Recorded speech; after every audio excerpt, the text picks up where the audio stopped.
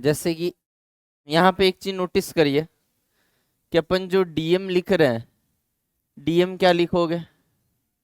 H D x. ठीक है, DM को क्या लिखोगे? छोटा सा मास क्या होगा? ध्यान से देखना, कुछ बहुत इंपॉर्टेंट सिखाने जा रहे हैं। डीएम को क्या लिखेंगे? लास्ट क्लास में यही चर्चा चल रही थी कि डीएम को लिखेंगे भैया इसका एरिया। एरिया क्या है? एच डी एक्स इंटू क्या करोगे? सिग्मा करोगे ना। अच्छा, एक चीज तो साफ साफ दिख रहा होगा। क्या दिख रहा होगा? कि एच जो है वो क्या है? अगर स्ट्रेट लाइन है तो y इक्वल टू के एक्स का फंक्शन बनेगा। h बोल दे या y बोल दे, एक ही बात है ना। मतलब मैं एच डी एक्स नहीं लिखना चाहता हूँ, मैं y लिखना चाहता हूँ, तो कोई गलती हो जाएगी क्या? एक सेकेंड में कोई गलती हो जाएगी क्या? अगर डीएम को मैं sigma into y d x लिख दूँ तो कोई समस्या है? इसको मैं y मान रहा हूँ, इस हाइट को, ये डी एक्स, तो y into d x area हो गया। एरिया इंटू सिग्मा मास हो गया छोटा सा। अच्छा, y को क्या लिख सकते हैं? उस केस में लिख सकते हैं mx। और ये dx का कोई मोल नहीं है, पूछो का है, इसको इधर भेजोगे ही सही, तो ये dm बाई डी एक्स हो गया। मतलब बेसिकली ये आ गया लीनियर डेंसिटी। मतलब तुम इसको पिघला के श्रिंक करके रॉड बना देते तो उस रॉड की क्या डेंसिटी होती? लीनियर डेंसिटी, वो आ गया। वो किसका फंक्शन आ गया? सिग्मा और m तो कांस्टेंट है, तो अगर इस कांस्टेंट को मैं लैम्डा नॉट मान लूं तो सीधा सीधा मैं देख पा रहा हूँ कि लैम्डा जो है फंक्शन ऑफ एक्स हो गया। तो हम तो सीधा सीधा बोल सकते थे कि y इज इक्वल टू, अगर एम एक्स है तो y डी एक्स होगा, dx जाके उधर dm by D X lambda ही बन जाएगा। तो लैम्डा जो आएगा वो x का ही फंक्शन आएगा। मतलब इतना मेहनत ना करके हम सीधा ये बोले, सोमांश तुम कल आके यही बोल रहे थे ना कि इतना ना मेहनत करके हम सीधा ये देखे, ये पावर, ये कि पावर 1 है तो आंसर 12/3, पावर 2 है तो आंसर। क्योंकि हमें पता है क्या करोगे, y dx करोगे इंटू सिग्मा करोगे, फिर dx को उधर भेजोगे तो y इंटू सिग्मा हो जाएगा। y में क्या है? के एक्स स्क्वायर, के और सिग्मा कांस्टेंट हो जाएंगे, फाइनली क्या बनेगा? एक्स स्क्वायर ही बचेगा ना। क्या मेरी बात समझ में आ रही है? कुछ चीजें ओरली भी करने की कोशिश करो, समझ में आ रहा है या नहीं आ रहा है? मैं फिर से रिपीट कर दे रहा हूँ। डीएम क्या है? छोटा सा मास। छोटा सा मास होता है छोटा सा एरिया इंटू सिग्मा। तो तुम क्या लिखोगे डीएम को? Y into d x. Y into d x area हो गया, एरिया इंटू सिग्मा मास हो गया। अब वाई को क्या लिख दोगे? के एक्स स्क्वायर। तो के x square sigma D x, D x को तो उधर भेज दो, तो DM by D X lambda हो गया। तो इधर क्या बचा? के x square into sigma. Sigma और के मिलके क्या होगा? कांस्टेंट। तो एक्स स्क्वायर का ही तो फंक्शन रहा। कुल मिला के मैं ये बोलना चाह रहा हूँ एक्स स्क्वायर का फंक्शन रह जाएगा। जैसे ही एक्स की पावर 2 देगा तो इतना मेहनत जो करते, सीधा नहीं देख सकते थे कि भैया एक्स के स्क्वायर का फंक्शन है तो आंसर सीधा 3l/4। लेकिन याद रखिएगा ये तभी ट्रू होगा जब सिग्मा कांस्टेंट होगा। यस और नो? क्योंकि अगर सिग्मा वेरिएबल हो गया तो मान लो यहाँ पे जैसे y equal to m x है तो तुम आंसर लिख दोगे x के पावर 1 है इसलिए 2l/3। लेकिन आंसर क्या आ रहा है? 3l/4। क्यों? क्योंकि सिग्मा यहाँ सिग्मा नॉट x है, तो एक इसका भी तो x आएगा ना। तो मैं तो सीधा ये कहता हूं कि अगर सिग्मा कांस्टेंट रहे तो इसका पावर देख लो, और सिग्मा अगर वेरिएबल रहे तो सिग्मा का जो पावर है, मतलब सिग्मा में जो x है उसका जो पावर है, और यहाँ जो x है उसका जो पावर है, जो एज है, एज एज का इक्वेशन में जो x का पावर है उन दोनों को जोड़ दो तो 2 आ गया ना। तो 2 का क्या आ जाएगा? 3l/4। अब मान लो इसी में अगर हम सिग्मा वेरिएबल ले लेते, सिग्मा नॉट एक्स, तो एक x का पावर तो वहां से आता सिग्मा से, और एक x और 2x कहां से आ जाता? एज के इक्वेशन से आ जाता, तो 3 आ जाता। तो आंसर सीधा क्या बोलते? 4l/5। क्या आप मेरी बातों को समझ पा रहे हैं कि हम क्या कराना चाह रहे हैं? तो क्या वेरिएबल सिग्मा अब हमारे लिए कोई डील है? शेप कोई डील है? अब कुछ भी दे देगा सेकंड भर में निकाल दोगे कि नहीं निकाल दोगे? यस और नो? कॉन्फिडेंस आ रहा है? यही सब क्वेश्चन में देखोगे लोग रोते हैं, रखो इंटीग्रेट करो। समझ में आया कि नहीं? खट्टे से आंसर एकदम देखते खट्टे से। समझ में आया कि नहीं आया? कोई आया बोलता सर जी एक्स क्यूब है, और सिग्मा के पास सिग्मा जो है वो सिग्मा नॉट एक्स स्क्वायर है, तो सिग्मा से एक्स का कितना आया भाई? 2। और यहाँ इक्वेशन से कितना आया 3, तो टू कुल कितने हो गए 5, तो आंसर 6L/7। करके देख ले, आंसर यही आएगा। समझ में आ रहा है या नहीं आ रहा है? हम ईमानदारी से बोलेंगे। समझ में आ गया ना? आगे बढ़े। चलिए, हाँ मतलब मेरे लिए कोई भी सवाल दे दो, मेरे लिए ये रॉड का सवाल है। समझ में आया कि नहीं? क्यों? क्योंकि मैं पिघला के चिपका देता हूँ। वहां पलटा के चिपकाते थे, यहाँ पिघला के दबा देता हूँ। तो दबा दूंगा तो क्या हो जाएगा? रॉड बन जाएगा ना जी। रॉड बन जाए तो डेंसिटी ऑब्वियस सी बात है बढ़ेगी। आओ बाहर का है, घर आओ। पगली, बा पिघला के दबा दो, तो पिघला के दबा दोगे तो रॉड बन गया। और जैसे जैसे इधर आओगे ज्यादा मास दब रहा है तो डेंसिटी बढ़ेगी, और डेंसिटी बढ़ेगी तो बट ऑब्वियस है क्या होगा? डेंसिटी बढ़ेगी तो बट ऑब्वियस है क्या होगा?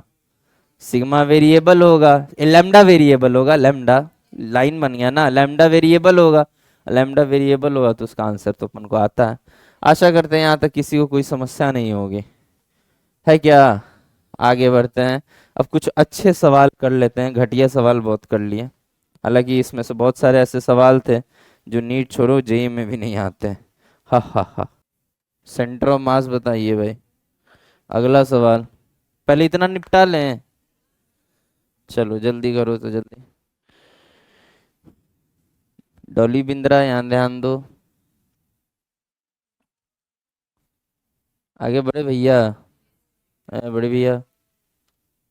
देखो ना पूरे स्केल से मिला के बना रहा है कि गड़बड़ा ना जाए। छुपा कुछ ही रहा है वे। छुपाने वाली चीज थोड़ी जैसे छुपा रहा है कि देख ना ले कोई, गधा। चलो इधर देखो। देखो भैया ये ट्रिक है, किसी को प्रूफ चाहिए हो तो 11th में भी चल रहा है मेरा सेंटर ऑफ मास, जाके आप रेफर कर सकते हैं, लेकिन करना मत। ये तुमको सेंटर ऑफ मास पढ़ाएंगे 10 पेज में, उनको पढ़ाएंगे 50 पेज में। ठीक है ना? तो फालतू का देखोगे तो फ्रस्ट्रेट हो गए, क्योंकि उनको हर एक चीज का प्रूफ बताते हुए जाएंगे। तुमको सिर्फ रिजल्ट याद रखना है। रिजल्ट ये है कि संसार का कोई भी ट्रायंगल हो, क्या बोला मैंने? सार का कोई भी ट्रायंगल हो, ट्रायंगल होना चाहिए। ये 3 मासेस नहीं रखे हुए हैं, ये ट्रायंगल है ना। कौन है? क्या है भाई? 2D है, प्लेनर ऑब्जेक्ट है। समझ में आ रहा है ना? ट्रायंगल है। और ट्रायंगल के अगर तीनों कोऑर्डिनेट्स का पता है हमें, कोऑर्डिनेट्स तीनों पॉइंट्स का, तीनों कॉर्नर्स का अगर हमें कोऑर्डिनेट्स पता है, या वर्टेक्स का कोऑर्डिनेट्स पता है, तो अगर हमें एक्स कॉम चाहिए तो कुछ नहीं करना, तीनों को एक्स जोड़ के डिवाइड बाई 3। वाई कॉम चाहिए तो तीनों का वाई जोड़ के डिवाइड बाई 3, और तीनों का जेड चाहिए तो जेड कॉम चाहिए तो तीनों का जेड डिवाइड बाई। आसान है ना? अब लोग अगर इसमें देखे तो पागल हो जाएंगे, इंटीग्रेशन करने बैठेंगे तो। समझ में आ गया? लेकिन ये बहुत जबरदस्त फॉर्मूला मुझे लगता है, ये बहुत काम का भी है, तो इसको प्लीज नोट कर लीजिएगा। क्योंकि हो सकता है नीट आपको फंसाए। नीट इस तरीके से फंसाएगा कि डायरेक्ट ना देके, डायरेक्ट में तो पता ही है हमें 2h/3 होता है, बोलो रे। थोड़ा सा खेलने की कोशिश करेगा तुम्हारे साथ। खैर एनीवे, एक चीज यहाँ पे देख लो। देखो यहाँ सेटिस्फाई हो रहा है कि नहीं, एक बार चेक कर लेते, क्या पता सही पढ़ा रहा हो मास्टर या गलत पढ़ा रहा हो। चेक करना तो बनता है ना रे। तो ये क्या हो गया? इस पॉइंट का कोऑर्डिनेट बता, L,0। और दूसरा पॉइंट का कोऑर्डिनेट क्या हो गया? L,H। बोलो अब जल्दी बता, तो एक्स कॉम क्या हो गया? जल्दी बता। एक्स का कोऑर्डिनेट सारा जोड़, 0 + L + L 2L आ गया, और divided by 3, x com 2L/3 आ गया। देखिए, ऐसे ही वाई कॉम कोई पूछे तो वाई कॉम H/3 आना चाहिए। लेट्स सी, 0 + 0 + H H/3 आ गया। देखो तो आसान फॉर्मूला है या नहीं है?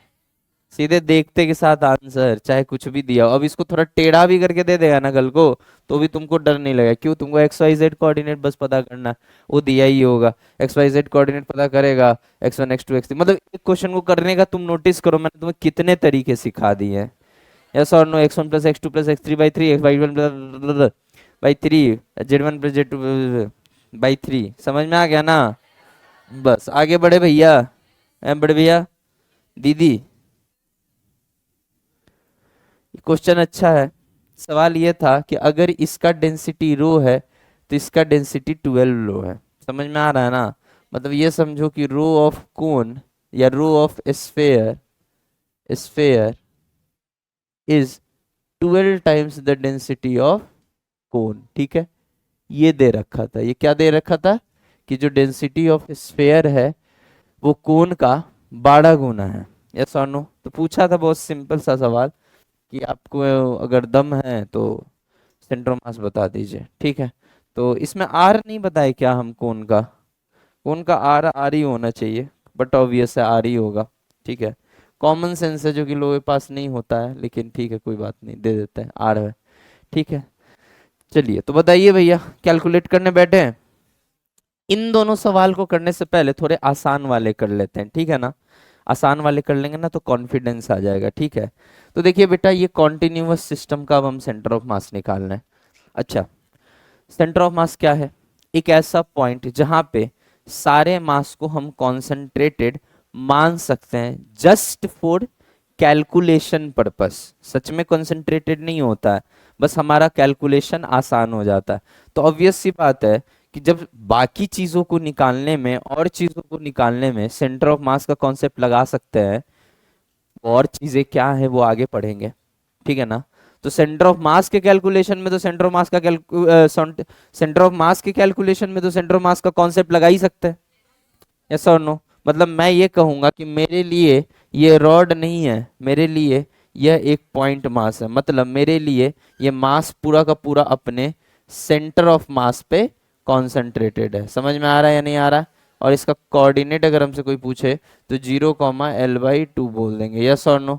उसी प्रकार से मेरे लिए ये रॉड नहीं है, मेरे लिए ये अपने सेंटर पे एक पॉइंट मास है। क्यों? क्योंकि सेंटर ऑफ मास के कॉन्सेप्ट के तहत हमने यही पढ़ा है कि पूरे मास को सेंटर पे कॉन्सेंट्रेटेड मान सकते हैं कैलकुलेशन पर्पस के लिए। तो अभी हम सेंटर ऑफ मास का कैलकुलेशन ही तो कर रहे हैं, बोलो ना यार। तो हम क्या बोलेंगे इसको, जल्दी बताओ बेटा। L/2 L/2 ट्यू ट्यू ट्यू कॉमा 0। ठीक है, अब जैसे दाएं दाएं फॉर्मूला लगाओ तो रे, एक्स कॉम का फॉर्मूला लगाओ, जल्दी बता। एक्स कॉम का फॉर्मूला देखोगे तो m/L/2 प्लस m/0, यस और नो, डिवाइडेड बाई 2m। तो ये का हुई, जल्दी बतावा लोगन, का हुई? L/4 हुई ना? इस सिमेट्री से वाई कॉम भी लिखेगी, डायरेक्ट लिख दें L/4 ही आएगा, क्योंकि इसमें ये 0 हुआ है उसमें वो 0 हो जाएगा। नहीं आया समझ में?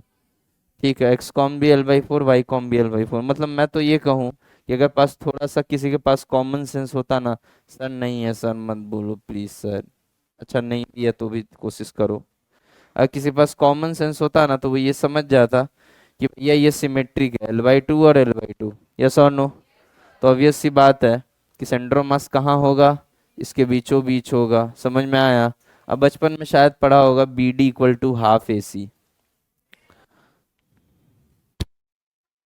कुछ नहीं बोला मैंने, कुछ नहीं बोला। सिमेट्री से हम सोच सकते हैं कि इसका जो कोऑर्डिनेट होगा, ये दोनों ट्रायंगल कन्ग्रुएंट दिख रहा है कि नहीं? पक्का ये दोनों ट्रायंगल कन्ग्रुएंट दिख रहा है? पक्का ना? तो भैया सीधी सी बात है, ये और ये बराबर होगा ना? अगर ये और ये ट्रायंगल कन्ग्रुएंट है वे गधे, तो ये और ये साइड बराबर होगा ना? तो ये आधा आधा, तो आधा आधा मतलब क्या, पूरा L/2। तो ये समझ में आ गया? हाँ, जेई का बच्चा को पढ़ाना चाहिए, नीट वाला सब पगला होता है। बता रहे एक्स कॉम L/2 और L/2। अरे भैया ठीक है, तुम भावनाओं को समझो बेटा, शब्दों पे ध्यान मत दो, शब्द कठोर होते हैं, भावनाओं पे ध्यान दो। अब बताओ रे, ये कोई सवाल है? हैं? हाँ सर, मतलब कोई अच्छा सवाल बोलेगा इसको, कोई कहेगा कि अच्छे घराने का सवाल है? हैं? इसका संस्कार इसके क्वेश्चन से ही दिख रहा है। बताओ रे, जल्दी बताओ। हैं? ये यहाँ हो गया M।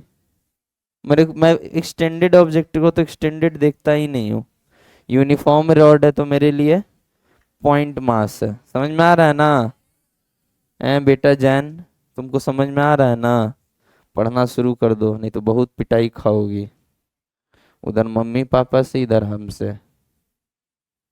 आजकल का बच्चा को तो मारते नहीं है माँ बाप ने, तो हम लोग को वो बांस देखे हुए, बांस, बांस में बैम्बू, उसको आधा काट दो तो करची बनता था, करची। और फ्लेक्सिबल बहुत होता है, तो लगता है इसे क्या ही चोट लगेगा, और जहां लगता है ना वहां का स्किन खींच लेता है।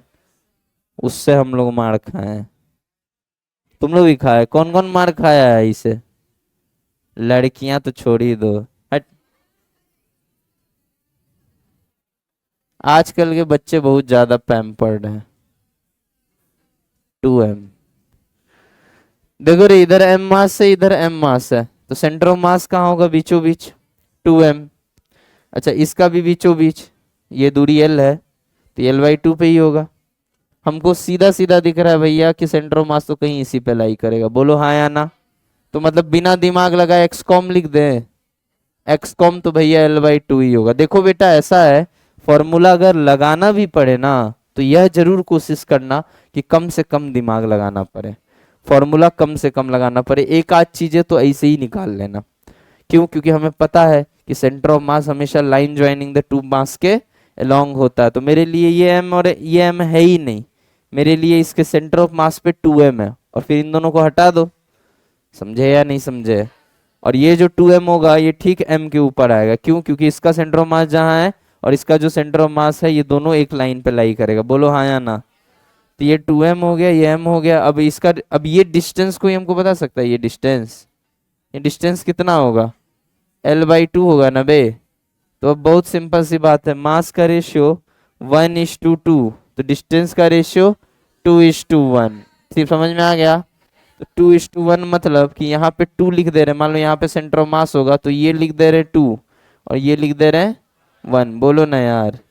और उसके बाद 3 से डिवाइड कर दे तो L/6 आ जाएगा। तो एक बार 2L/6 मतलब ये क्या आ जाएगा पता है? 2L/6 मतलब L/3 आ जाएगा। एक बार आ जाएगा सिंपली L/6। समझ में आ गया कि नहीं आ गया? तो मतलब नीचे से अगर देखा जाए तो नीचे से L/3 डिस्टेंस पे है, और एक्स एक्सिस नीचे ही है, तो एक्स एक्सिस से दूरी y कोऑर्डिनेट कहलाता है। तो फटाक से कोऑर्डिनेट बताएंगे। y कॉम क्या हो जाए जल्दी बताओ? L/3। समझ में आ गया? बड़ा टफ सवाल था क्या यार? हाँ। ए? क्या? कहाँ है रे ट्रायंगल? कहाँ दिख गया तुमको ट्रायंगल?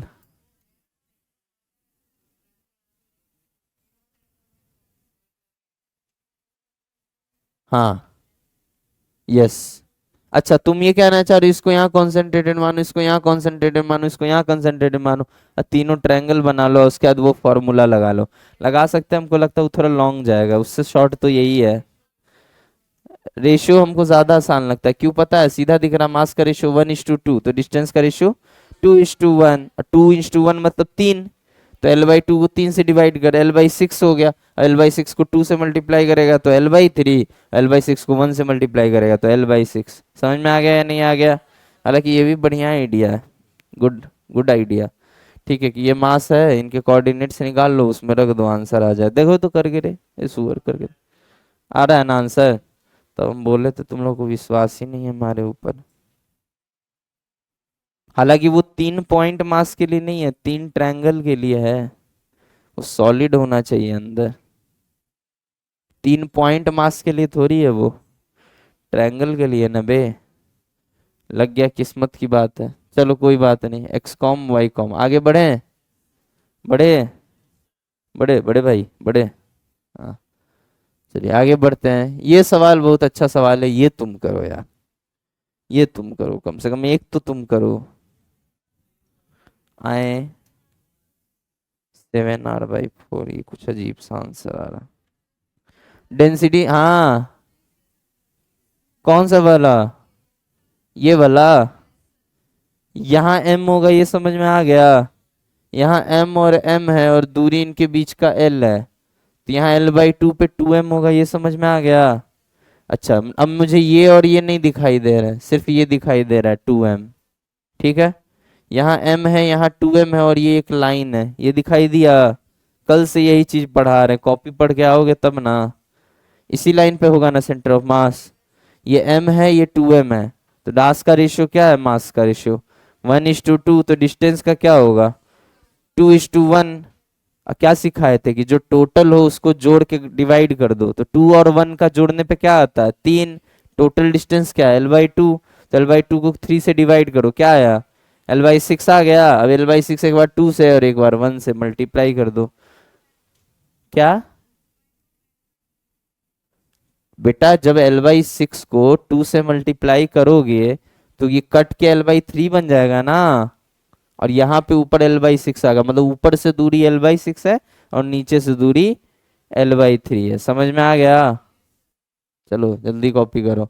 नीचे से दूरी को ना कोऑर्डिनेट बताते हैं, ऊपर से दूरी को बताते हैं, नीचे से बताते हैं। एक्स एक्सिस से जो डिस्टेंस होता है वो वाई कोऑर्डिनेट होता है, नीचे एक्स एक्सिस है। समझ में आ गया, आगे बढ़े रे।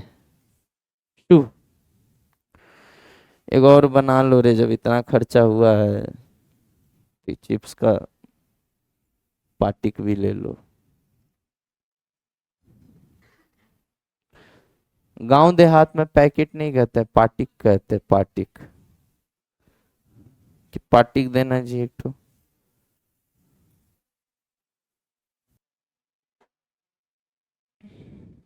इसका सेंटर ऑफ मास बताइए।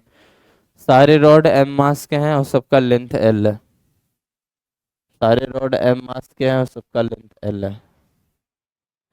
4 रॉड है भाई, 1 2 3 4। अच्छा ये बिल्कुल मिड पॉइंट पे ये दिया हुआ था, ठीक है। चलिए इसका निकाले हो, कुछ नहीं है इस सवाल में, देखो रे ओए इधर।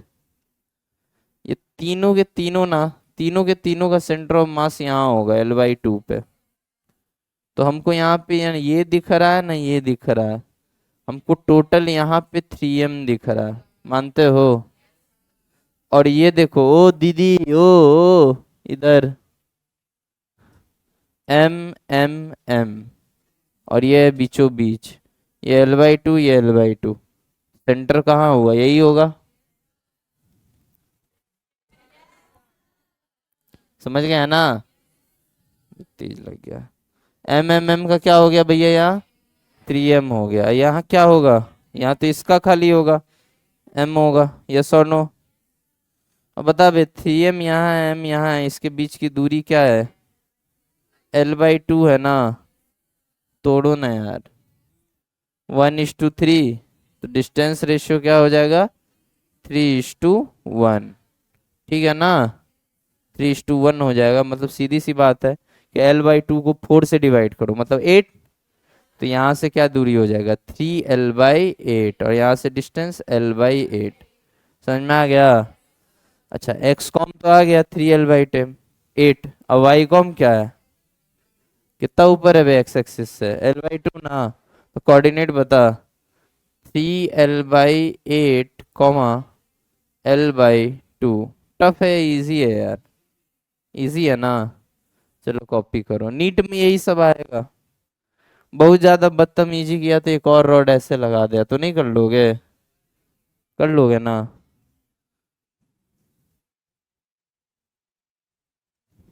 करो ना, चलो आसान है ना बेटा। मैंने सीधा एक ही बात बोला कि मुझे कॉन्टिन्यूअस मास दिखता ही नहीं है, मैं उनका सेंटर ऑफ मास निकाल के उनको पॉइंट मास बना लेता हूँ। और एक बार मुझे पॉइंट मास मिल गया, उसके बाद तो 2 कौड़ी का सवाल है, यस और नो। फिर x com y com z com खेल लो, रेशियो खेल लो, या कुछ नहीं समझ में आओ, एकदम ब्लंट बुद्धि हो तो फॉर्मूला ही लगा देना भाई। मतलब मेरे लिए अब ये 4 रॉड का सवाल 2 पॉइंट मास का सवाल है, जहां तीनों का यहाँ आ गया 3m, और इसका कोऑर्डिनेट है l/2 कॉमा l/2, और इसका कोऑर्डिनेट है 0 कॉमा l/2, और ये 3m और ये m है। मतलब मैंने 4 रॉड के सवाल को 2 पॉइंट साइज्ड पार्टिकल के सवाल में कन्वर्ट कर लिया, यस और नो। और फिर कोऑर्डिनेट वाला फॉर्मूला लगा देना, x com equal to m1 x1 plus m2 x2 by m1 plus m2। फिर भी औरों से तो फास्ट ही बनाओगे, हो सकता है कुछ बच्चे देख के ही छोड़ दे कि भैया चार चार ठो रॉड ई एफ जी पता नहीं कची कुची बना है, अगले बार जो होगा वो एफ आ जाएगा, अगले बार नीचे से दो दे देगा। तो यही सब चलता रहता है, बुड्ढों का टाइम पास करना है, कुछ ना कुछ करते रहते हैं।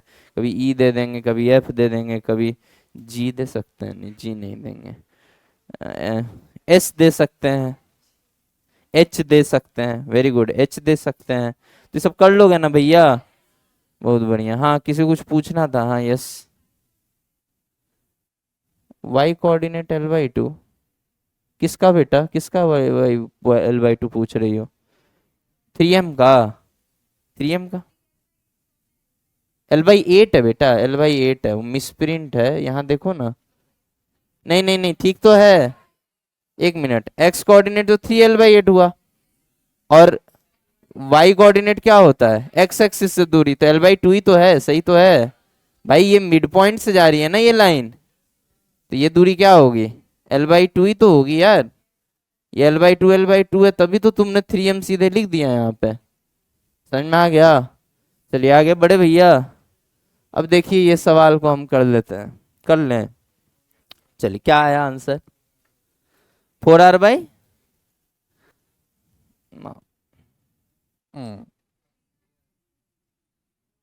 देखो इधर, चलो सबसे पहले मास ऑफ ए स्फीयर निकालते हैं।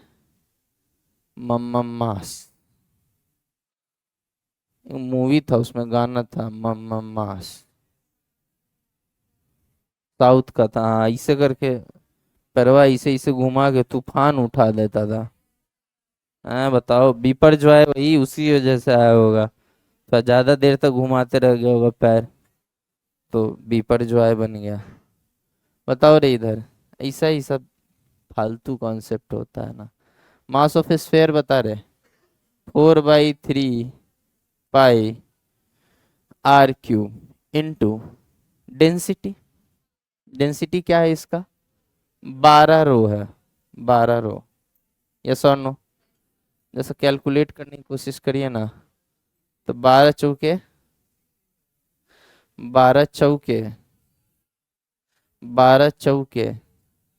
48 होता है ना हो। अरे 12 से ही काट दो यार, 4, क्या आ गया जल्दी बताओ? हाँ तो 16। तुम लोग इतना मनहूस हो कि खाली कैलकुलेशन एरर कराते हो। 16 पाई r³ इंटू रो, मास आ गया। उसी तरीके से मास ऑफ कोन भी निकाल लो। भैया डेंसिटी दिया है तो हमारा फर्ज है कि डेंसिटी इंटू वॉल्यूम कर दो तो मास आ जाएगा। ये बात सुने हो या पहली बार सुन रहे हो? मास पर यूनिट वॉल्यूम डेंसिटी होता है। यहाँ पे वॉल्यूम की क्यों बात कर रहे थे? अभी तक तो मास अपॉन लेंथ या मास अपॉन एरिया की बात कर रहे थे, यहाँ वॉल्यूम की क्यों बात कर रहे हैं? क्योंकि भैया यहाँ पे जो ऑब्जेक्ट्स हैं वो 3 डायमेंशनल ऑब्जेक्ट्स है, तो मास पर यूनिट वॉल्यूम होगा, मास पर यूनिट वॉल्यूम होगा उनका डेंसिटी। यस और नो? ठीक है, तो मास ऑफ कोन बता बे, कोन बता, मास ऑफ कोन बता। कोन का क्या होता है? 1/3 पाई r² H, पाई r² H। हाँ इंटू क्या आ गया बे, रो आ गया ना, रख दो वैल्यू। 1/3 पाई r² तो है ही सही। H कितना है भाई? 4r है। वाह, तुम लोग पे हमको कभी कभी प्राउड फील होता है। 4r इंटू कितना है? रो, हम का है रो, तू रो, क्या आ गया जल्दी बता? 4/3 पाई r³ रो, ठीक है पक्का? अब जो समझदार बच्चा हो उसको पता क्या दिखेगा बेटा? पता क्या दिखेगा? अगर हम इसको 4×3 12, 12 से अगर इसको हम मल्टीप्लाई कर दे तो क्या होगा? ये आ जाएगा। यानी अगर इसका मास हम माने m, तो ये क्या होगा? 12m। कहीं कोई कैलकुलेशन में मिस्टेक तो नहीं है? एक बार चेक कर लीजिए। Mass of sphere 4/3 pi r³, ठीक है, इंटू 12 रो, तो क्या आ गया? 4×4 = 16, 3 से 12 गया 4, 4×4 = 16, हाँ 16 पाई r³ रो है ना जी। मास ऑफ कोन क्या हो गया? Volume of cone 1/3 pi r² H, basic maths में पढ़ाए थे, इंटू रो। तो आर की वैल्यू क्या रखो, एच की वैल्यू क्या रख दिया तुमने, 4r रख दिया, 4r ही दे रखा है, यस और नो। तो क्या हो गया बेटा, जल्दी बताना, 4/3 πr³ इंटू रो, यस और नो। तो हमको तो ये दिख रहा है कि अगर हम इसमें 12 मल्टीप्लाई कर देना तो 3 से ये जाएगा 12, 4 बार में 4 चौके 16, ये बन जाए, यस और नो। तो ये m है तो ये 12m है, मतलब अब मेरे लिए सवाल बदल चुका है। बताओ रे, इसका सेंटर ऑफ मास कहाँ होता है सॉलिड कोन का,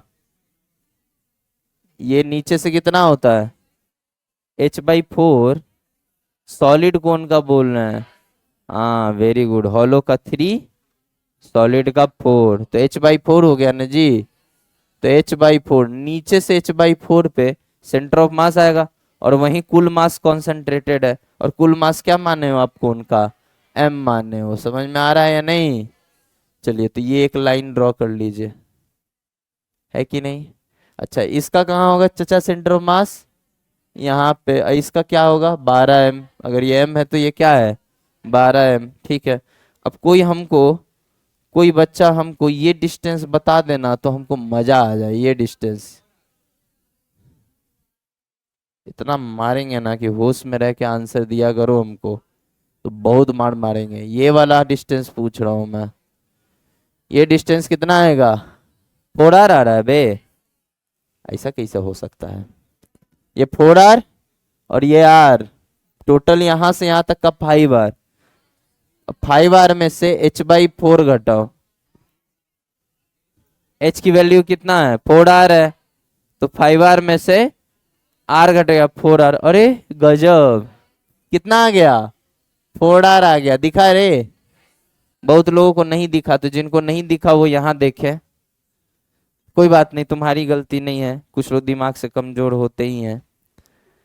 ये 4r है ना बे, और 4r को ही h बोलते हैं ना हम, तो नीचे से h/4 पे सेंटर ऑफ मास है, तो h/4 का मतलब नीचे से r पे है, ये कुल कितना है 4r plus r, radius 5r, और 5r में से r घटा दोगे तो क्या बचेगा 4r बचेगा ना। अब ये सवाल बहुत आसान हो चुका है, मेरे दृष्टिकोण में ऐसा आसान सवाल हो ही नहीं सकता, क्योंकि मैंने तुमको एक ही लाइन सिखाई है कि तुम्हारे लिए सॉलिड मास होता होगा, मेरे लिए पॉइंट होता है। बस ये याद रखिएगा कि कहीं भी कॉन्सेंट्रेटेड नहीं मानना है, अपने सेंटर ऑफ मास पे मानना है, समझ में आ गया। तो मास का रेशियो 1:12 है, तो डिस्टेंस का रेशियो आपको दिख ही रहा होगा, 12:1 हो जाएगा बेटा, जल्दी बोलिए, बोलिए बेटा जी जल्दी बोलिए, 12:1। टोटल डिस्टेंस क्या है 4r, तो 4r को किससे डिवाइड करोगे 13 से, है ना। अब 4r/13 एक बार इससे मल्टीप्लाई, बोलो ना रे, और एक बार इससे मल्टीप्लाई, क्या मेरी बातें सबको क्लियर हैं, पक्का ना। फिर से देख लो, 4r/13 को एक बार नीचे से एक बार ऊपर से, ठीक है। आंसर नहीं आया है अभी, अभी तो ये आया है कि सेंटर ऑफ मास यहां से कितना ऊपर है, इस आंसर में h/4 और जोड़ोगे यानी r जोड़ोगे, तब जाके आएगा सेंटर ऑफ मास का y कोऑर्डिनेट, समझ में आया नहीं आया। x कोऑर्डिनेट तो अपना दिख ही रहा होगा r पे, अगर यहाँ ओरिजिन मानते हो तो, ओरिजिन अगर यही मान लेते हो तो x कोऑर्डिनेट 0 हो गया, और y कोऑर्डिनेट क्या हो गया, हम ओरिजिन यही मान लेते हैं, मेरी मर्जी, मैं ओरिजिन कहीं भी मान सकता हूँ, यस और नो। तो मैं ओरिजिन यही मानूंगा, बिल्कुल सेंटर से पास होता हुआ, तो इस केस में सिर्फ वाई कॉम आएगा, और वाई कॉम क्या आएगा जल्दी बता, वाई कॉम क्या आएगा जल्दी बता, 4r 4r/13 into 12 plus r, क्या आ रहा है कैलकुलेट करने पे 61, 61/13r, तो क्या हो गया जी 61/13r, सही कैलकुलेशन किए हो ना। चलो जल्दी कॉपी करो, समझ में आ गया ना सवाल क्या कह रहा था। अब अगला सवाल यह है कि ये एक आइसक्रीम हुआ नहीं देखे हो जी, नीचे से गोल रहता है, कोन रहता है, चाट चाट के खाता है, नहीं समझ रहे हो, वही है उल्टा, क्या उसको कहते हैं क्वालिटी, सॉफ्टी नहीं रहे, कोन ही कहते हैं शायद, चॉकलेट कोन, हाँ इसी कुछ नाम होता है, हाँ, जो मर्जी यार, हाँ चलो इधर देखो, इसमें दोनों का डेंसिटी सेम है भैया, दोनों का डेंसिटी क्या है, सेम है। पूछ रहा है कि H का क्या मान हो कि centre of mass point O पे ही लाई करे, centre of mass point O पे ही लाई करे, उसके लिए H का मान क्या होना चाहिए। डेंसिटी सेम है, रेडियस भी दोनों का सेम है, ध्यान से देखिए, देख लीजिए एक बार फिर से मैं सवाल देख लेता हूँ श्योरिटी के लिए। हाँ, find the value of H so that centre of mass lies at O, centre of mass lies at O। अच्छा, इसमें रेशियो की जगह एक और काम कर सकते थे भाई, वाह, पता है क्या, m1y1 plus m2y2 upon m1 plus m2, उससे भी आंसर सेम आता। करके देख लो अगर नहीं विश्वास हो तो, इसमें इसमें इस क्वेश्चन की बात कर रहा हूं, करके देखें, देख लेते एक बार देख लेते हैं। एक्स कॉम तो जीरो होगा, इसमें तो कहीं कोई संदेह नहीं होना चाहिए, बोलो यार। एक्स में थोड़ी आएगा, सिमेट्रिक है ना एक्स में, तो एक्स में सेंटर ऑफ मास तो आएगा नहीं, जब भी आएगा किस पे आएगा, वाई एक्सिस पे आएगा। वाई कॉम निकालते हैं, तो वाई कॉम निकालने का फार्मूला बताना रे, m1y1, तो m1 और y1 क्या है, r, h/4 को हम r देखते हैं, कोई समस्या, ठीक है।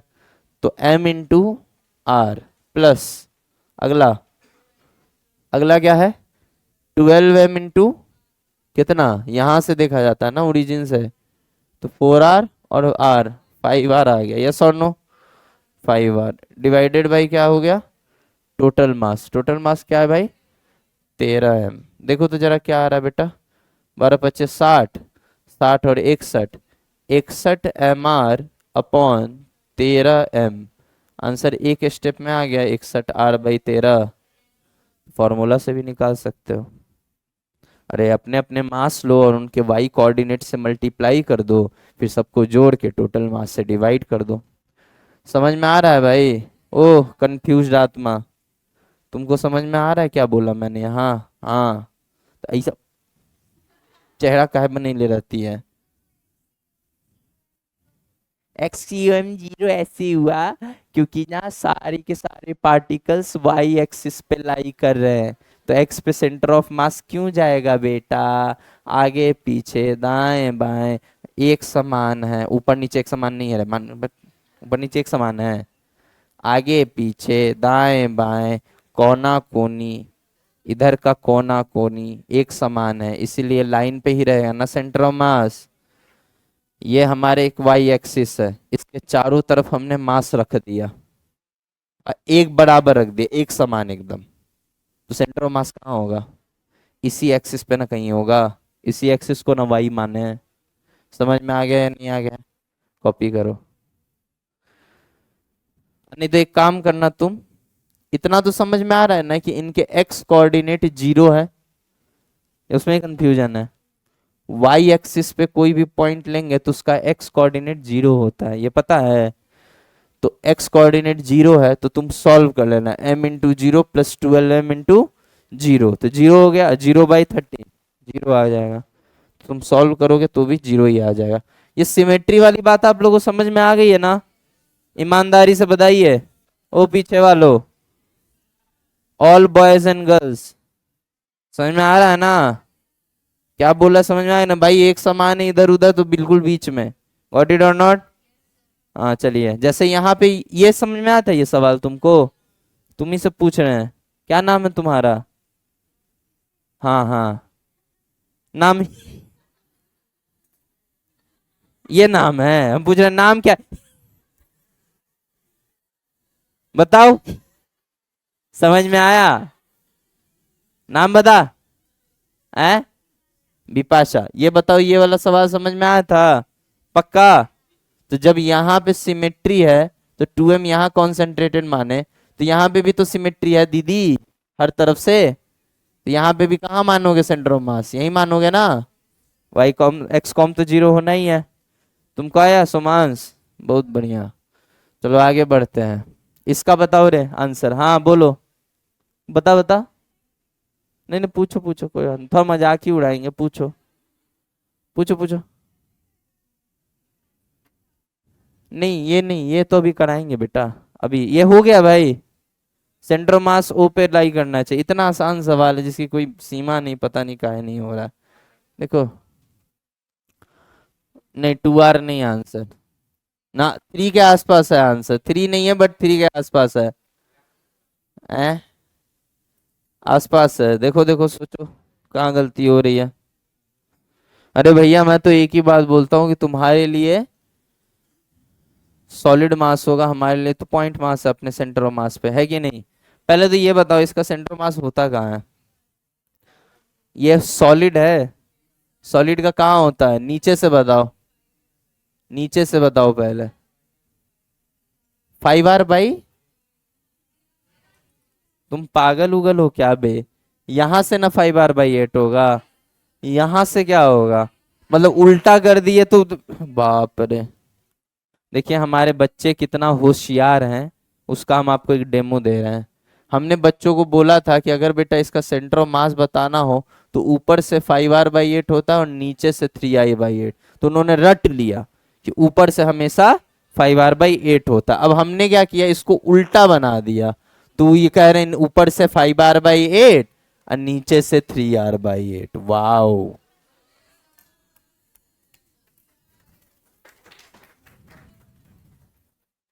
अरे ना लायको, फ्लैट सरफेस से हमेशा।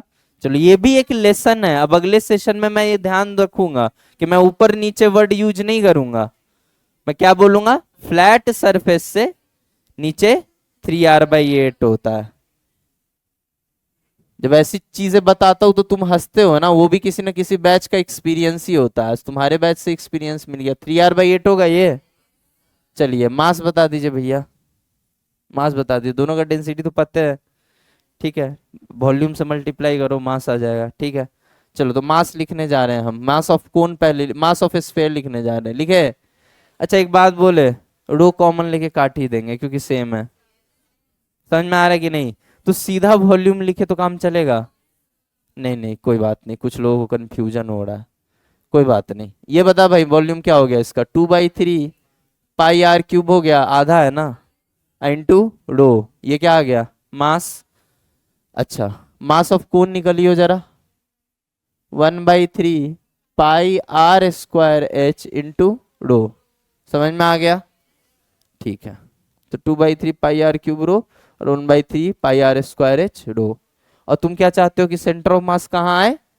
ओ पे आए। तो हम ओ को ही ओरिजिन मान लें 1 मिनट के लिए, ठीक है। तो मैं तो सीधा सा बात बोलता हूं कि अगर सेंटर ऑफ मास ओ पे आना चाहिए तो ओ पे ही ओरिजिन मान लो। तो इससे फायदा पता क्या हो जाएगा? ये R1 हो जाएगा, ये R2 हो जाएगा। हम सीधा बोल सकते हैं M1R1 = M2R2। जिसका मास ज्यादा उससे दूरी कम, जिसका मास कम उससे दूरी ज्यादा। याद आया? तो हम तो सीधा बोलेंगे पता है क्या, ये दूरी मेरे लिए अच्छा ये इसका सेंटर ऑफ मास कहाँ आता है बे? नीचे से H/4 ना, सॉलिड कौन है? तो ये क्या आ गया? H/4। तो हम तो सीधा बोलेंगे कि भैया ऐसा है कि ये है मेरे लिए M1 और ये है मेरे लिए M2 और ये है मेरे लिए दूरी, दूरी मतलब R1, और ये क्या है मेरे लिए? दूरी R2। यस और नो? अब लिख दो फॉर्मूला M1R1 = M2R2। तुम लोग को समझ में आ रहा है M1R1 M2R2 कहाँ से आया है? अरे जिसका मास ज्यादा उससे दूरी कम, जिसका मास कम उससे दूरी ज्यादा। प्रूफ किए थे ना यार शुरुआत में। माई गे माई, हम का करी, हम जाके कूद जाइए जाके कुआं में। का बोला रे? बुआ नहीं, कुआं। अच्छा सेंटर ऑफ मास इज बुआ, यस। कहाँ पढ़ाए थे जी? और पीछे था। ये सुअरो यहाँ देखो। All piglets please see here. बताओ रे, M1/M2 इज R2/R1। याद आ गया ना? जिस रेशियो में मास होगा, सेंटर ऑफ मास के रिस्पेक्ट में R1 और R2 लिए थे, मतलब इसी को ओरिजिन की तरह ट्रीट कर रहे हैं हम। यस और नो?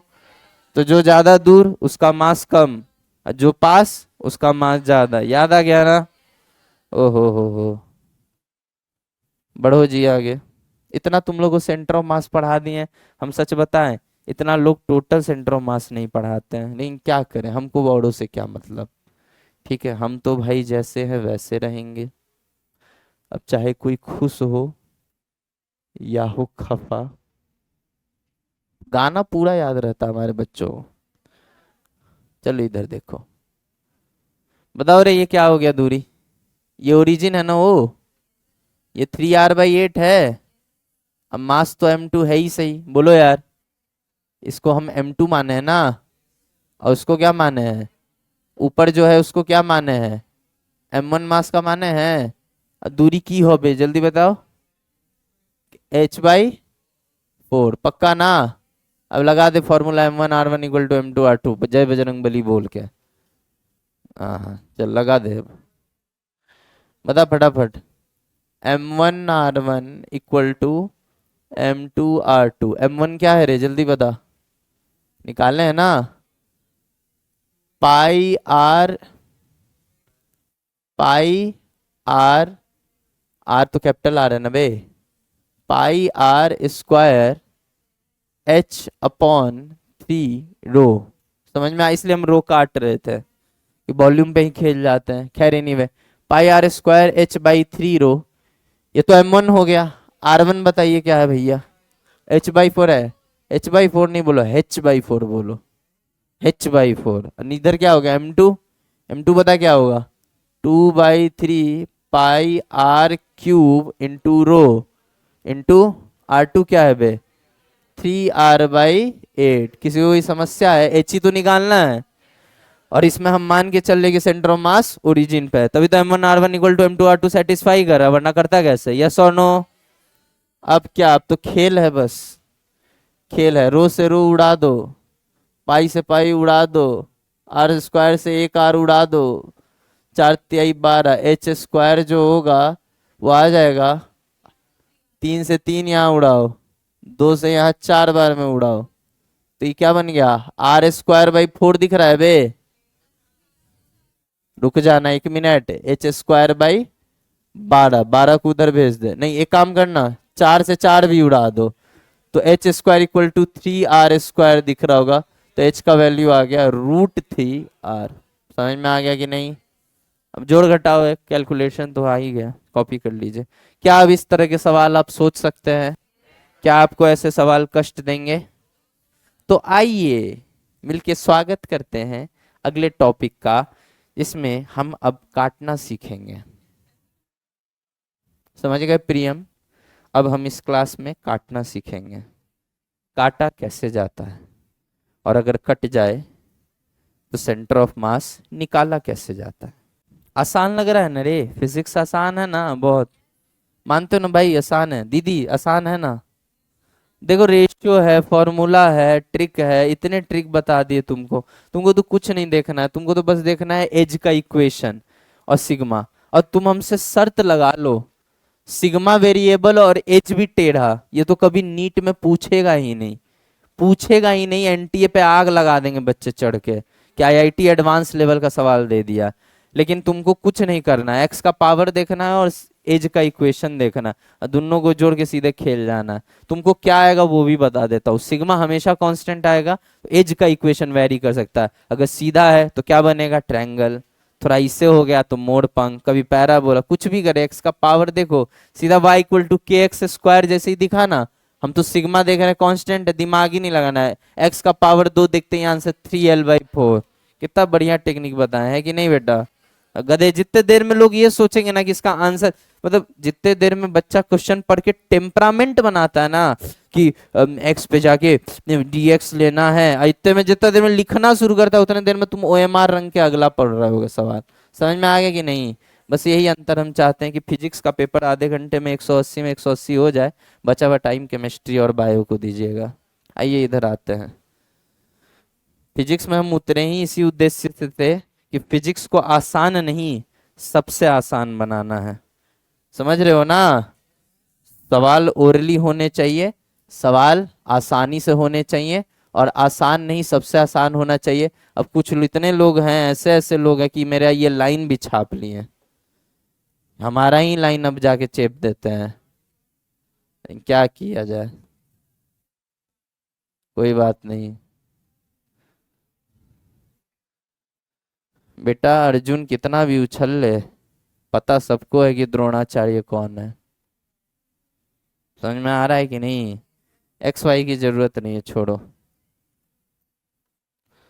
चलो रे इधर देखो, लड्डू पेड़ा जैसे बच्चों। देखो, मोज करी कोई मोमोज अजीब बेवकूफ बच्चे हैं।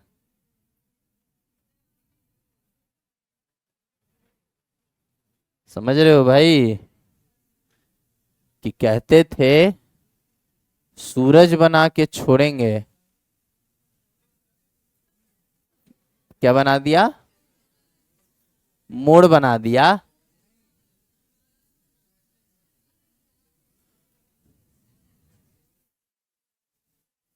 कहते थे सूरज बना के छोड़ेंगे, पसीने निकल गए जलता दिया बनाने में, और मेरे नजर में वो शख्स इंसान भी नहीं जिसे लगा है जमाना खुदा बनाने में। समझ गए? अब अरे पेंच नहीं तोड़ो रे, प्रॉपर्टी है इंस्टीट्यूट का, तोड़ो मत। दिख रहा है? कटते हुए दिखा भाई? पहले पूरा डिस्क लिए, उसके बाद ये काट दिया, निकाल दिया। देखो देखो, अपना अपना सोच होता है। अगर एक डिस्क के ऊपर हम दूसरा डिस्क रखते तो तुम क्या करते?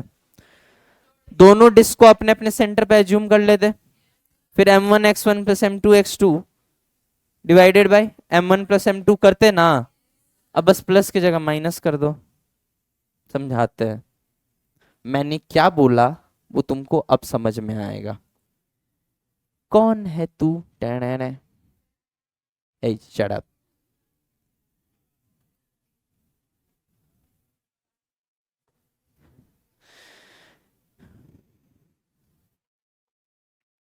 थोड़ा सा चीप एनिमेशन है, सस्ता एनिमेशन, लेकिन आई थिंक कि तुम लोग इतने में मैनेज कर लोगे। तुम लोग पढ़े लिखे बच्चे हो।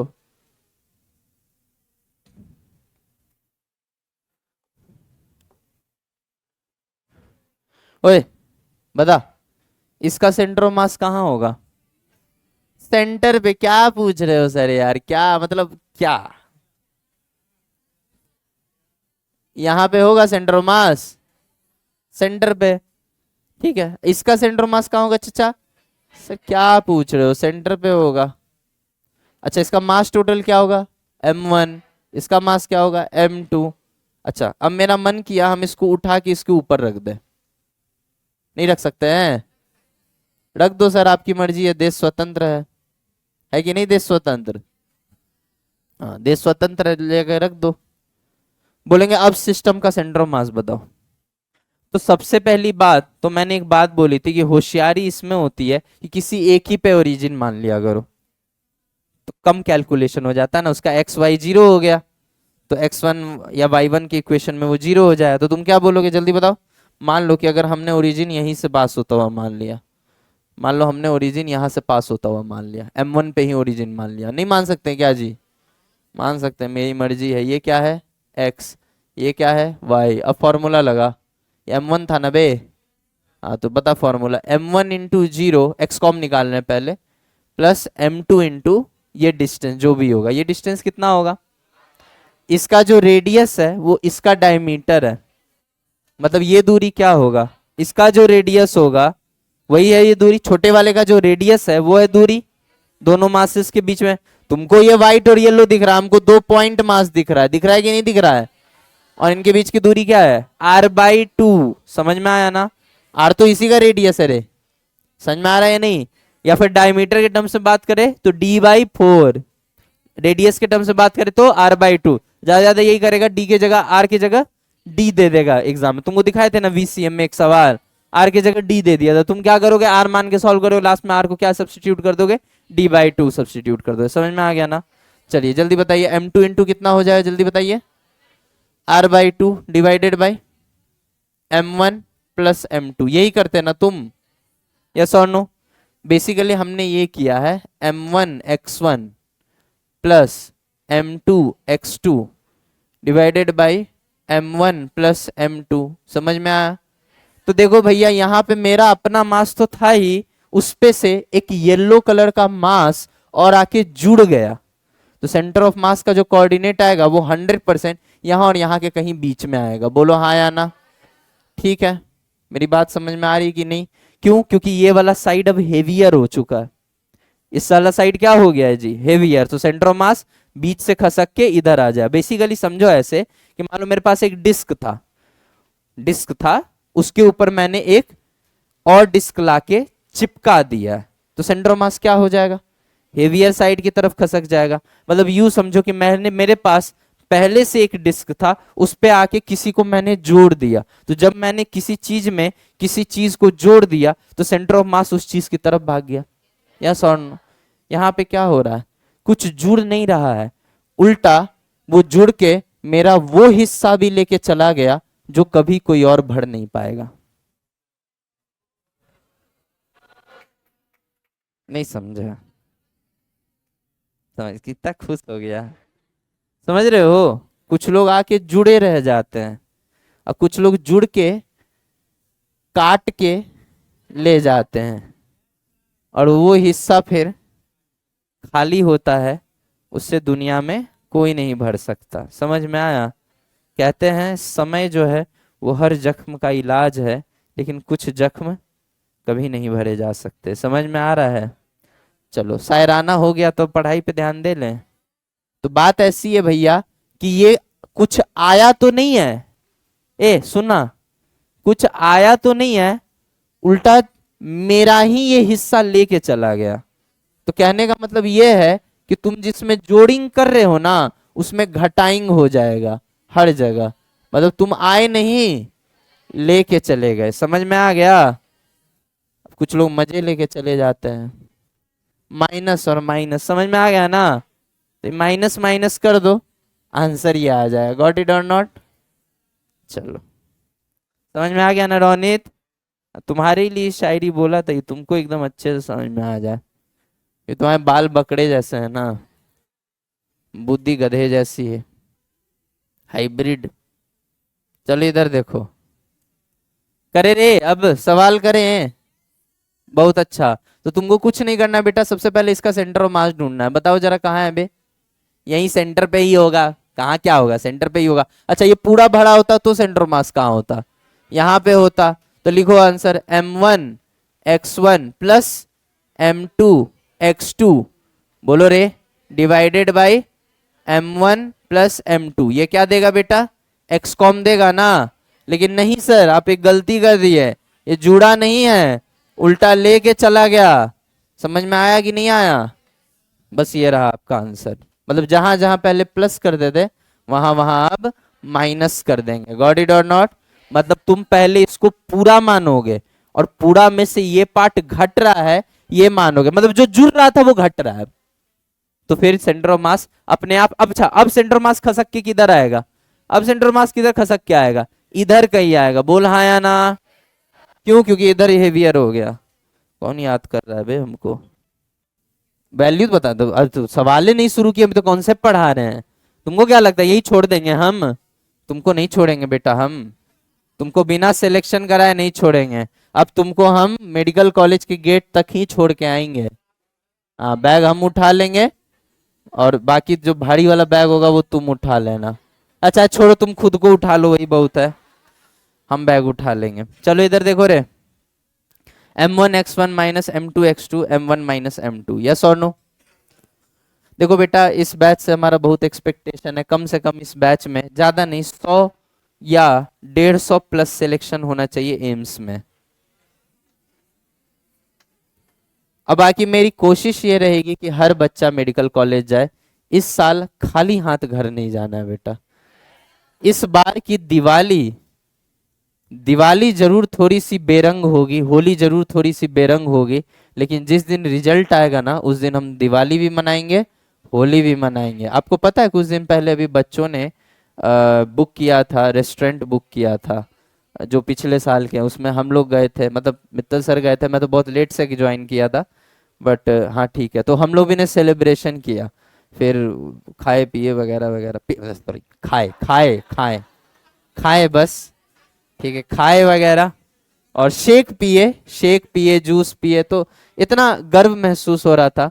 ऐसा लग रहा था जैसे रोड पे हमारे पीछे 20-25 बच्चे चल रहे हैं और उस तरह से मतलब जूस वगैरह पिया, सर ने आइसक्रीम भी खिलाया और सर ने तो प्रॉपर खाना वाना सब खिलाया। तो ये सब ना गर्व का भरा, ये सब बहुत छोटी चीज है। मतलब 5,000 10,000 20,000 खर्चा करना बहुत छोटी सी चीज है। तुम एक बार सिलेक्शन ले लो, फिर तुम जिस रेस्टोरेंट में बोलोगे उस रेस्टोरेंट में, और जोन सी पार्टी बोलोगे वो वाली पार्टी। समझ गए ना? है, समझ गए? एक बच्चा बोला बिना अटीक चलिए, अटीक मतलब अरे अटीक कौन पूछता है, चलो पुष्कर रिजॉर्ट में। समझ में आ रहा है या नहीं? बस तुम मेहनत करो और कोई दिक्कत नहीं है। चलिए इधर देखिए, अब एक को ओरिजिन मान लेते हैं बेटा। ओरिजिन मानने से फायदा पता है क्या होता है? कैलकुलेशन आसान हो जाता है। एक का तो चक्कर गया ना। अब सुनिए ध्यान से, ओए इधर ध्यान दे। ये कौन सा एक्सिस है? ये कौन सा एक्सिस है? कोई गधा ही होगा जो पूछेगा कि बताओ वो क्या होगा, वाईकॉम क्या होगा? वाईकॉम क्या होगा भाई? कैसे पता वाईकॉम 0 होगा? क्योंकि जो कटा है ऊपर नीचे एक समान है। मतलब सीधी सी बात है भैया कि अगर सेंटर मास ऊपर खसकना चाहेगा तो ये कहेगा नहीं नहीं नीचे भी तो कटा है, तो नीचे भी खसकना चाहे, मतलब होगा क्या? एक्स वाली लाइन पे होगा कहीं, यस और नो? और अगर एक्स वाली लाइन पे होगा तो वाईकॉम 0 होगा, क्योंकि एक्स एक्सिस पे अगर कोई पॉइंट है तो उसका वाई कोऑर्डिनेट हमेशा 0 होगा। बिना सोचे, ये तो छठी सातवीं क्लास से पढ़ रहे हो यार, तो सीधी सी बात है वाईकॉम पहले ही लिख दे 0। वाईकॉम पहले ही 0 लिख दे रहे हैं, यस और नो? अब एक्सकॉम लिखने जा रहे हैं बेटा, ठीक है ना? एक्सकॉम कैसे लिखेंगे? m1 इंटू 0, चमका कि नहीं चमका? अरे m1 तो यही है ना, m1 तो यही है, m1 अच्छा, प्लस, प्लस नहीं मास्टर, कटा है जुड़ा नहीं है, m2 इंटू ये इसका कोऑर्डिनेट क्या मान लो? x2। अरे m1 x1 m2 x2, yes और नो?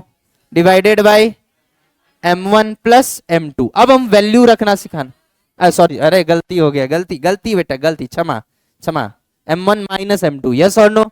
क्योंकि जुड़ा नहीं है सर, कटा है, याद होना चाहिए। कटता है तो प्लस की जगह माइनस आ जाता, बाकी सब कुछ सेम, यस और नो? अब कुछ नहीं करना है बेटा, ये तो साफ, इसका तो खेले खत्म है, 0 है इसके साथ। x2 कैसे रखोगे? तो x2 कैसे रखोगे जब इसको ओरिजिन माने हो? तो ये दूरी तो इसका x कोऑर्डिनेट हो गया बे। कितना है ये दूरी? क्या दूरी सही जाए ना r/2 हुआ ना, तो प्लस r/2 की minus r/2, plus r/2 sign के साथ बोलेगा ना रे, प्लस है ना इधर, ओरिजिन के साइड प्लस होगा, तो आंसर क्या आ गया? Minus m r/2 m2 divided by m1 minus m2, yes और नो? अच्छा ये माइनस साइन क्या दिखा रहा है? कि ओरिजिन से सेंटर ऑफ मास इधर नहीं उधर है, नेगेटिव है कोऑर्डिनेट, यस और नो? और नेगेटिव का मतलब उधर खसक गया। देखो अपने आप आ गया कि नहीं आ गया? मैं एक बात बोलूं, सिंपल सा कॉन्सेप्ट, मैं एक बात बोलूं, मुझे अभी भी मजा नहीं आया, पूछो का है? m2 m1 का वैल्यू नहीं रखा है। अब हम m2 m1 का वैल्यू रखने जा रहे हैं, ध्यान से सुनना। मैं मानता हूं कि ये पूरा प्लेट एक ही मटेरियल का बना हुआ है जिसका थिकनेस हर जगह एक समान है, क्या मैं ये मान सकता हूं? तो मैं m को m नहीं लिखूंगा, सिग्मा इंटू एरिया लिखूंगा। अच्छा जो काट के हटाए होगे उसका भी तो सिग्मा सेम ही होगा ना? अरे मान ले एक बड़ा प्लेट है, उसमें से छोटा प्लेट काट के हटा रहे तो उसका भी तो सिग्मा ही होगा। नहीं आई मेरी बात समझ में? आ रही है या नहीं आ रही है? ठीक है, तो हम m1 को लिखने जा रहे हैं बेटा, इस फॉर्म को, इस फॉर्मूले को हम रीअरेंज लिखने जा रहे, रीअरेंज करने जा रहे हैं। सिग्मा इंटू a1, अच्छा a1 किसका एरिया होगा? वाइड वाले का, बड़े वाले का, माइनस सिग्मा इंटू a2 किसका एरिया होगा? काले वाले का जो कटा है, बोलो यार। अरे यार x1 x2 तो लिखना ही भूल गए। अरे चचा क्या कर रहे हो मास्टर, बताओ रे। सिग्मा इंटू, बता जल्दी, a1 और इंटू x1 ही अभी लिखते हैं ना बेटा, 1 मिनट के लिए, बस 1 मिनट के लिए, ठीक है ना? Minus sigma into a2 into x2। अच्छा जो समझदार बच्चा होगा ना वो पकड़ लेगा सिग्मा कटने वाला है। Sigma into a1 minus sigma into a2, sigma यहां से कॉमन ले लेंगे, ऊपर से भी सिग्मा कॉमन ले लेंगे, sigma sigma sigma sigma cut गई। तो अब क्या बता फॉर्मूला, अब क्या बन गया? अब फॉर्मूला बन गया a1 x1, यहां लिख देते हैं, फॉर्मूला बन गया a1 x1 minus a2 x2 upon a1 minus a2। अब तो हम भैया एरिया पे पूरा खेल खेलेंगे, और देखो ध्यान से यही काम यहां भी हुआ था, बस अंतर यहां है कि यहाँ पे डेंसिटी कटा था वॉल्यूम वाला और यहाँ पे डेंसिटी वो कटा है एरिया वाला। सिग्मा क्या है? एरियल डेंसिटी तो है। सिग्मा क्या है? एरियल डेंसिटी तो है, मास अपॉन एरिया, यस और नो? तो यहाँ कटा है एरिया वाला, वहां कटा था वॉल्यूम वाला, कहीं लेंथ वाला cut, doesn't matter. Sole purpose समझ में आ गया क्या खेल चल रहा है? वहां पे वॉल्यूम पे खेल चल रहा था, 3D था, यहाँ पे 2D है तो एरिया पे खेल चल रहा है। गॉट इट और नॉट? जल्दी देखो, a1x1 minus a2x2 by a1 plus minus a2। अब हम देखना आंसर निकालेंगे। बड़े वाले सर्कल का एरिया क्या है? Capital R. और छोटे वाले सर्कल का एरिया क्या है? r/2। स्मॉल r/2 है। अरे समझ आ रही है नहीं आ रही है? सच झूठ झूठ नहीं बोलोगे, एकदम सच बोलोगे। समझ में आ रहा है ना? अब चलो लिख फटाफट, जल्दी लिख। Pi r square x, x तो 0 है, ओ चाचा 0 है ना ये, minus pi r square by 4, direct लिख दिया r/2 का, चलेगा ना? तुम तो होशियार बच्चे हो। r/2 divided by pi r square minus pi r square by 4। अब इसको कैलकुलेट कर। अब अगर कोई समझदार बच्चा होगा ना तो समझ गया होगा कि साला पाई आर स्क्वायर भी कटेगा। नहीं आया समझ में? तो ये बच गया r/8 माइनस का डिवाइड में आ गया 1 माइनस 1/4। अरे फुल में से क्वार्टर घटाएंगे तो क्या बचता है? 3 क्वार्टर बचता है। या आगे जाके और अच्छे से समझ में आएगा। एक फुल में से क्वार्टर घटेगा तो क्या बचेगा? 3 क्वार्टर, मतलब 3/4। काट दो। अब क्या गया? -r/8 इंटू 4/3 कट गया -r/6। समझ में आ गया नहीं आ गया? छाप ले। आज के बाद अब हम इतना मेहनत नहीं करेंगे, इतना तुमको समझाने के लिए वन टाइम एफर्ट था भाई। अब आगे क्या चलेगा? a1x1 a2x2 by a1 minus a2 answer. Got it और नॉट? जल्दी कॉपी कर, क्योंकि तुमको पता चलना चाहिए कि भैया मास ले रहे हैं और सिग्मा बराबर है। अरे प्लेट में से उसी थिकनेस का प्लेट काट के हटाओगे तब ना खोखला होगा, वरना उससे कम थिकनेस का प्लेट अगर काट के हटाओगे तो भी तो पतला सा प्लेट रह ही जाएगा। फील आ रही है मैं क्या बोलना चाह रहा हूं? तो सीधी सी बात है, अब खेल सीधा एरिया पे चलेगा भैया। a1x1 minus a2x2 by a1 minus a2 and it is highly recommended कि एक पॉइंट को हमेशा ओरिजिन मान लेना, आंसर जल्दी आता है। समझ में आ गया या नहीं आ गया? जल्दी कर। अब तरह तरह से काटेंगे, मेरी मर्जी में कैसे काटूं। जल्दी कर भाई जल्दी कर। भगवान की कृपा से आज सेंटर ऑफ मास का यही अंत होता है और अगले क्लास में हम लोग डायनेमिक्स ऑफ सेंटर ऑफ मास यानी कोलिजन में घुस चुके होंगे। ठीक है, 2-3 सवाल मैक्सिमम और हैं, उसके बाद अपन डायनेमिक्स में घुस चुके होंगे। वहीं पे हम तुमको एक्सप्लोजन के प्रॉब्लम, मोमेंटम कंजर्वेशन के प्रॉब्लम, क्योंकि एनएलएम में वर्क पावर एनर्जी में बहुत सारे ऐसे क्वेश्चंस देखे होंगे आपने कि बॉल है चल रहा था टकराया तो ये वेलोसिटी बता दो, टकराने के बाद की बता दो, बम था फट गया, ये टुकड़ा इतना मास का वो उतना मास का, तो बताओ तीसरका कहाँ गया होगा, वगैरह वगैरह। तो जितने फटने वाले बम फटने वाले सवाल थे और जितने भी इस तरह के सवाल थे, ये सब कुछ अब centre of mass, linear momentum और कोलिजन में डिस्कस होगा। समझ में आया? तो क्वेश्चन को खोज खोज के, एनएलएम में कुछ मिल जाएंगे, कुछ वर्क पावर एनर्जी में मिल जाएंगे, खोज खोज के बनाना, ठीक है ना? जैसे दुश्मन को ढूंढ ढूंढ के मारते हैं ना, वैसे ही ढूंढ ढूंढ के प्रॉब्लम को सॉल्व करेंगे। राइट? ठीक है। वैसे तो नीट में ऑब्लिक कोलिजन नहीं है, लेकिन हम सब कुछ पढ़ाएंगे आपको। बहुत बात क्लियर। नीट में डबल ब्लॉक प्रॉब्लम भी नहीं है, लेकिन कोई ठीक नहीं है इनडायरेक्टली डबल ब्लॉक प्रॉब्लम पूछ दे आप। नीट में तो रोलिंग मोशन भी नहीं था, आया ना? तुमको पता है तुम्हारे नीट के पेपर में 2 सवाल एचसी वर्मा के ऑब्जेक्टिव्स है, जिसमें से एक रोलिंग मोशन का है। तो हमें नीट पे भरोसा नहीं है, क्योंकि एनटीए वालों पे हमको एक रत्ती विश्वास नहीं है कि वो थोड़ा भी दिमाग लगा के पेपर बनाते हैं, वो कुछ भी गुबर कर सकते हैं पेपर में। इसलिए हमें सारे गुबड़ों के लिए मेंटली प्रिपेयर रहना पड़ेगा। क्या हम आगे बढ़े बेटा? बहुत बढ़िया, जल्दी करिए बेटा, बहुत सारे सवाल कराने हैं अभी। अभी तो एक ठो काटे हैं अभी। देख भैया, बड़े वाले का ना आर है और इस बार छोटे वाले का r/2 नहीं है, r/3 है। हमको पता है किताबों में तुम r/4 देख के आए हो, इसलिए हमने r/3 दिया है ताकि तुमको आंसर रटा रटा है ना हो। जल्दी दो। Sigma same. अच्छा सीधा आप गेम किस पे चलेगा? एरिया पे गेम चलेगा सीधे सीधे, खट से आंसर बताओ। अच्छा समझदार बच्चा कौन है? समझदार बच्चा वही है जो एक को ओरिजिन पे मान ले, क्योंकि उससे खट्ट से सीधे आंसर आता है। बोलो रे, तुम लोग बोलते नहीं हो ना, बहुत दिल में चुभन होती है। ये हो गया हमारा x और ये हो गया हमारा y।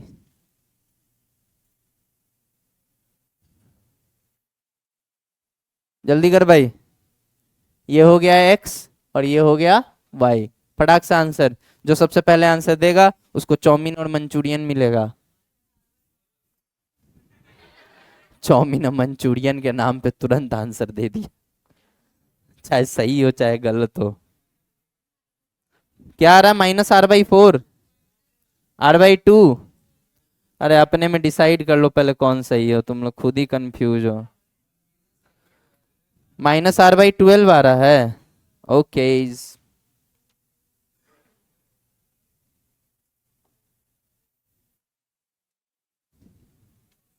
अच्छा जरूरी है हमेशा सर्कल ही काटे?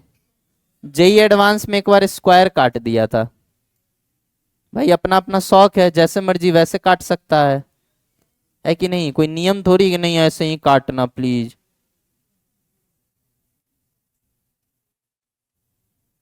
हम हमारी बातों का कई बार कुछ और मीनिंग भी निकल जाता, हमको ऐसा लगता है। हर बार निकल जाता है। हा हा हा।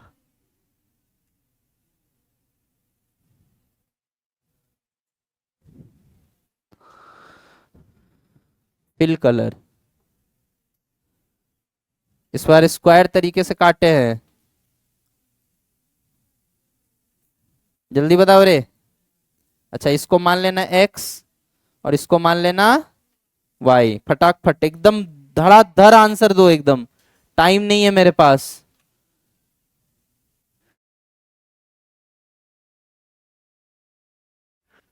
अच्छा r दे दिया है तो तुम खुद निकाल लोगे ना इस स्क्वायर का एरिया। अब वो तुम पे है कि तुम्हारे पास कितना भगवान दिमाग दिए हैं। स्क्वायर है ये दिया हुआ था, ये स्क्वायर है ये दिया हुआ था, बाकी कॉमन सेंस है। इसका जो डायगोनल है वो क्या आ रहा है? रेडियस के बराबर। और अगर अगर किसी स्क्वायर का डायगोनल हमें पता तो हम उसका साइड का लेंथ नहीं निकाल सकते हैं, और साइड का लेंथ निकल गया तो एरिया नहीं निकाल सकते हैं। बोलो रे, जल्दी करो। डायगोनल का भी एक फॉर्मूला होता है एरिया का डायरेक्ट। जल्दी करो। हाँ सबसे पहले ये सवाल निपटाते हैं भैया। a1x1 minus a2x2 upon a1 - a2। देखो मास्टर टाइम पास मत करो जबरदस्ती, तुमको भी पता, तुम ओरिजिन जानबूझ के यहाँ इसलिए लियो कि x1 0 हो जाए। सीधे a2 पे आते हैं। a2 क्या है भाई? माइनस तो पहले लगा दो। a2 क्या है जल्दी बता? πr² upon 9। बोलो हाँ या ना। उसके बाद क्या बच गया बेटा? x2। x2 कोऑर्डिनेट क्या है? अब सुन जा, रुक जा एक मिनट। ये टोटल r है जिसमें ये दूरी r/3 है। बोल हाँ या ना। तो r - r/3, ये दूरी क्या आ जाएगा? 2r/3 है। 2r/3 आएगा ना जी? बोलो लो। 2r/3 समझ में आ गया कि नहीं आ गया? यहाँ एरिया क्या हो जाएगा जल्दी बता। Now I am getting frustrated, जल्दी बता। एरिया क्या हो जाएगा इसका? πr² minus πr² upon 9। दोनों का एरिया है। कहीं कोई समस्या है?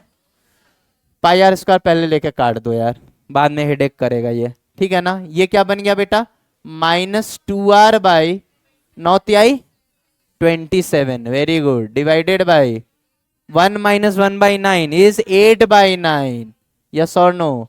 ये मैं तुम्हारे लिए 2 स्टेप में कर रहा हूं, वरना मैं अगले स्टेप में सीधा रेसिप्रोकल करके आंसर लिखता। समझ में आ रहे हो ना? -2r/27 इंटू 9/8, यही है ना बे? 3 4 क्या आ गया? -r/12। ईमानदारी से बताइए कितने बच्चों का आंसर सही था?